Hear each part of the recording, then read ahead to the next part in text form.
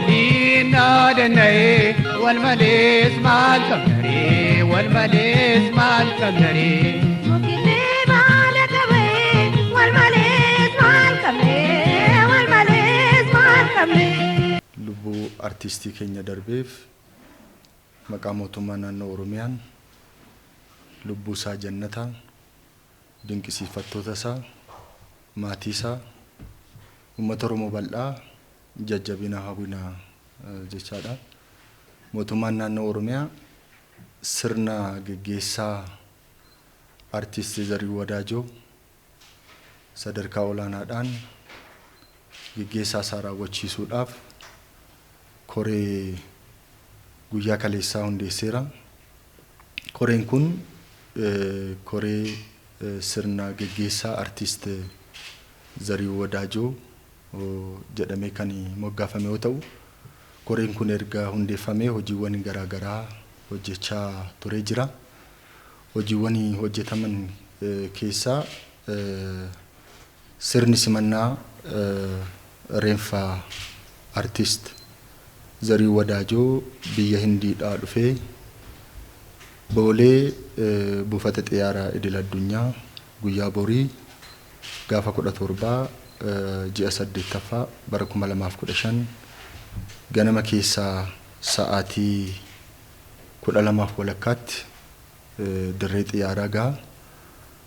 Sana erga dirree xiyyaaraatti bakka maatiinsaa hoggansi mootummaa naannoo Oromiyaa olaanoo kan federaalaa argamanitti simannaan ni taasifama. Simannaan taasifamee gara mana jireenyaa isaa Buraayyuutti argamutti ni gaggeeffama. Sirni gaggeessaa isaa kun maarshi baandiidhaan kan dabaalamu ta'ee sadarkaa goota Oromootti gaggeessaa isaa malu gaggeessuudhaaf qophiin kan xumurame yoo ta'u, erga gara maatii mana jireenya isaa Buraayyuutti argamutti geeffamee booda gaafa roobii sirni awwaalcha isaa Bataskaana Kaatedraalii Qiddiste Sillaasee 4 kiilootti argamutti ni taasifama jechuudha. Kanaaf seenaa goota kanaa oolmaan inni Oromoodhaaf oole guddaa waan ta'eef injifannoo Oromoon amma argate kana keessatti qooda olaanaa taphate waan ta'eef karaa isa madaaluun koreen kun dhaabatee hojiiwwan garaa garaa hojjechaa jira. Kanaaf artistoonni akkasumas namoonni koree kana keessatti ijaaramanii jiran sirna gaggeessaa isaa seenaa isaa ilaalchisee ibsa in kennu jechaadha. Kanatti aansee seenaa isaa ilaalchisee artist Sayyoo Dandanaa akkasumas adde Masarat ibsa in kennu jechaadha wal duraa duubaanii. Goota guddaadha dhabnee gaddi nutti deddeebi'ee baanee du'a gootota keenyaatiyyee uummata keenyatti himaa jirra. Uummanni keenya gootota keessan dhabuudhaaf gaddi akkasinitti dhagahame hin beeknaa jajjabaadhaa jennaa. Artist Zarii Wadaajoo goota aartiitii, goota qabsootii. Qabsoo artistoota qofaa odoo hin taane uummata Oromoo qabsoo nama barsiiseedha. Nuyi artistoota akkaataa aartiin ittiin hojjetamu nama nu barsiiseedha. Hangafa keenya, abbaa keenya, obboleessi keenya nama jaalannuudha, nama guddaadha dhabne. Zariiwwan guyyaa tokko ofiif hin jiraanne uummata Oromootiif jiraatee uummata isaatiif waa guddaa dabarseera, uummata isaa ceesiseera. Seenaa guddaa akkanatti hojjetee nutis gootummaa isaa malu waan inni uummata kanaaf hojjeteef waan biyya hojjeteef sadarkaa isaatiin sadarkaa goota biyya Itoophiyaatiin akka gaggeeffamu mootummaan naannoo Oromiyaa murteessee sadarkaa akkanaatiin akka sadarkaa gootaatiin akka gaggeeffamu murteessuutu isaatiif baay'ee galateeffannaa. Gaggeessaan isaa akka dura ibsame biyya bakkeetii ganama sa'aatii 12 saga saa tokkotti dhufa. San booda guyyaan awwaala isaas sa'aatii 3 walakkaadhaan calqaba. Namoonni jalattoonni isaa akka bakka gaggeessaa bakka kaateediraal jedhamu 4 kiilootti gaggeeffamutti argamnee gaggeessina. Galatooma artiist Zarii Wadaajoo Gobanaa artiistii gameessaa fi hangafa akkasumas immoo fakkeenya dhalootaati. Artiistiin kun egaa rakkoo dhibee isa mudateen biyya keessattis yaala adda addaa taasifamaa ture.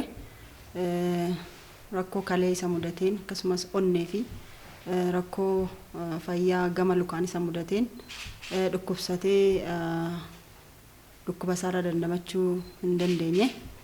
Egaa hin boqatee boqonnaa isaa kana laalchisuun immoo biyya kanaaf gumaacha inni taasiseef fakkeenya dhalootaa ta'uu isaatiif sirni gaggeessaa isaa akkasumas immoo reeffa isaa biyya alaatii dhufu haala kabajaa fi sirna qabuun simatamee akkasumas immoo biyya abbaasaa lafa abbaasaa ittiif mormaa fi irratti qabsaa fi sagalee dhalootaa ta'aa as ga'e irratti kabajaan gaggeessuuf koreen kun hundaa'eeti jira.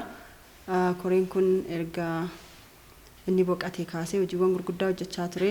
Haala gaggeessaa isaa manarraallee kaasee wantoota barbaachisu hunda guutaas ga'eeti jira.